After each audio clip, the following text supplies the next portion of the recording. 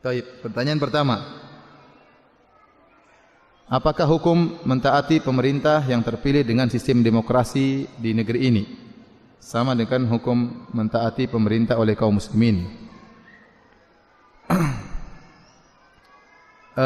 Demikian juga pemerintah oleh kaum muslimin yang hidup ditinggal di negeri yang dipimpin oleh orang kafir seperti di Inggris, Perancis, Jerman dan lain-lain. Ya. Permasalahan ini kembali kepada hukum mentaati pemerintah yang dia terpilih dengan cara yang tidak islami. Dan ternyata pembahasan ini sudah dibahas oleh para ulama dahulu. Kita tahu ada cara-cara islami ya, seperti istikhlaf, menunjuk kepada pengganti setelahnya ya.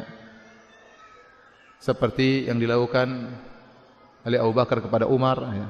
Atau kesepakatan menunjuk seorang pemimpin seperti waktu Rasulullah SAW meninggal maka Abu Bakar diangkat, atau menunjuk beberapa orang kemudian diantaranya orang-orang terpilih salah satunya diangkat menjadi pemimpin seperti yang dipraktikkan oleh Umar tatkala hendak memilih 6 orang dan akhirnya terpilih adalah Utsman bin Affan radhiyallahu taala anhu.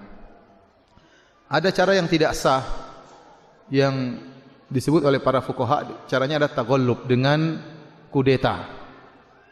Kudeta akhirnya menjadi pemimpin. Para ulama telah menjelaskan, ijma' ulama, meskipun seorang pemimpin meraih kepemimpinan dengan cara yang tidak sah, tetapi toh dia sudah jadi pemimpin dan kekuasaan kaum muslimin di tangan dia, meskipun caranya tidak sah secara Islam, maka pemerintah Islam adalah agama yang memandang maslahat dan mudarat. Maslahatnya apa? Maslahatnya disuruh taat. Tidak mungkin syariat menyuruh untuk terus perang, akan jatuh dan gugur ribuan nyawa atau jutaan nyawa. Jika sudah ada satu yang memimpin dan benar-benar dia megang kekuasaan, maka dia Amirul Mukminin, maka dia adalah pemimpin kaum muslimin. Meskipun cara pemimpinnya tidak apa? Cara pemimpinnya tidak sah. Dan ini dijelaskan oleh para fuqaha karena agama kita memandang kemaslahatan. Makanya disebut dengan ulil amr, atiullaha wa atiur rasul wa ulil amri minkum. Kata Allah, taatlah kepada Allah, taatlah kepada Rasulullah dan taatlah kepada pemimpin ulil amr, yaitu pengatur urusan kalian. Maka tidak sah kalau ada salah seorang kemudian misalnya kelompok di baiat ini, kelompok ini, jamaah ini punya baiat ini, jamaah ini punya baiat ini. Ini pemimpin ini bukan waliul amr karena mereka tidak memegang kekuasaan kaum muslimin. Dia ngatur urusan apa? Urusan kita. Dia ngatur urusan apa? Urusan kita ini apa yang dia atur? Pernikahan juga bukan lewat dia, kita mau haji juga bukan lewat dia, ya. Masalah lalu lintas juga bukan lewat dia, berarti dia bukan waliul amr. Contohnya Islam Jamaah punya amir. Kata dia amir, ini amir yang sah. Amirmu amir apa? Ngurus apa? Ya. Ngurus urusan apa kita yang diurus sama dia?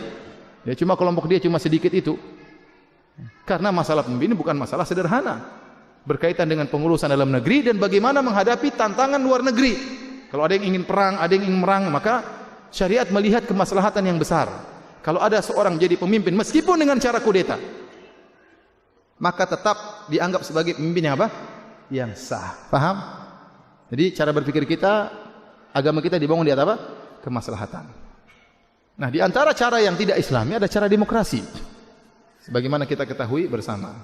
Namun toh kalau seorang sudah terpilih menjadi pemerintah, penguasa, menjadi presiden dan ternyata benar kekuasaan di tangan dia, ya berarti dia termasuk yang harus kita taati selama dia menyeru kepada kebaikan. Kalau dia menyeru kepada keburukan maka tidak boleh kita taati. Ya. La ta'ata li makhluqin fi ma'siyatil khaliq. Kata Nabi SAW, tidak ada ketaatan bagi makhluk dalam rangka bermaksiat kepada Allah Subhanahu wa taala. Maka seandainya ada penguasa yang mengeluarkan keputusan-keputusan yang mendolimi masyarakat, maka tidak boleh kita dukung. Tidak boleh kita dukung. Ya. Kalau dia berdusta, tidak boleh kita mendukung kedustaannya. Tetapi bukan berarti kalau kita tidak dukung lantas kita memberontak. Ini jadi masalah. Ya. Kita semua ingin kebaikan. Dan di penguasa ada orang yang baik, ada orang yang buruk. Dan itu bukan cuma berlaku di negeri kita. Di mana-mana. Ya. Kalau mereka menyuruh kepada kebaikan kita dukung. Makanya Allah mengkhususkan penyebutan ulil amri. Kata Allah, atiullah wa atiur rasul wa ulil amri. Taatlah kepada Allah, taatlah kepada Rasul dan ulil amri. Justru kata Syekh Utsaimin, ini pada perkara-perkara yang tidak ada dalilnya kita harus taat. selama tidak menyelisih Al-Quran dan Sunnah. Kalau presiden suruh kita sholatnya nggak usah tunggu presiden. Suruh kita puasa bulan Ramadan nggak usah tunggu presiden. Tapi jadi masalah misalnya pemerintah suruh taat kepada aturan tertentu, aturan undang-undang. Kalau nikah harus punya surat nikah misalnya, harus taat kepada peraturan pemerintah yang kita tahu itu dibangun di atas kemaslahatan. Misalnya aturan pemerintah, kalaupun harus berdemonstrasi maka harus berhenti pada jam sekian misalnya, ya. Dan peraturan tersebut memang untuk kemaslahatan, maka hendaknya kita taati. Jadi ini syubhat yang sering disampaikan oleh sebagian orang, kata mereka ini pemerintah tidak sah dan ini awal kehancuran, bahaya. Terus maksud ente kapan sahnya? Enggak akan ada pemerintah sah sampai bunuh-bunuhan seluruhnya. Sekarang kalau ini bilang tidak sah, ini tidak sah, yang kelompok sana bilang tidak sah, terus peraturan diapain? Ente berpikir pakai logika, ya. Misalnya pengajian ini Salafiyin mengatakan, Ahlus Sunnah mengatakan tidak sah. Nanti kelompok sana mengatakan itu juga tidak sah. Semua orang Islam mengatakan tidak sah. Terus kalau tidak sah, konsekuensinya tidak harus ditaati. Peraturannya dianggap buih, tidak ada nilainya. Terus bagaimana negara ini bisa jalan? Ya. Terus maunya bagaimana? Maunya rebut-rebutan. Terus yang sah, kalau dari saya baru sah. Kalau dari dia baru sah. Terus yang mau saya yang mana? Sampai kapan mau begini? Akhirnya tidak ada ketaatan kepada pemerintah karena dianggap tidak sah. Akhirnya bisa timbul ya berbagai macam gejolak dan akhirnya kita khawatir terjadi apa yang terjadi di kemudian hari. Baik. Adapun seorang yang tinggal di negeri kafir, kita negeri Islam, ciri-cirinya penduduknya orang Islam, syiar-syiar Islam kelihatan. Itu negeri apa? Islam. Ya. Azan dikumandangkan di mana-mana, masjid penduduknya juga orang Islam. Ya. Berbeda dengan seorang Muslim yang tinggal di negara kafir, misalnya tinggal di Amerika atau tinggal di Inggris. Dia taat kepada pemerintah pada perkara yang benar, bukan karena dianggap sebagai pemimpin yang sah, karena memang itu negara kafir. Tetapi dia taat karena melihat apa? Kemaslahatan.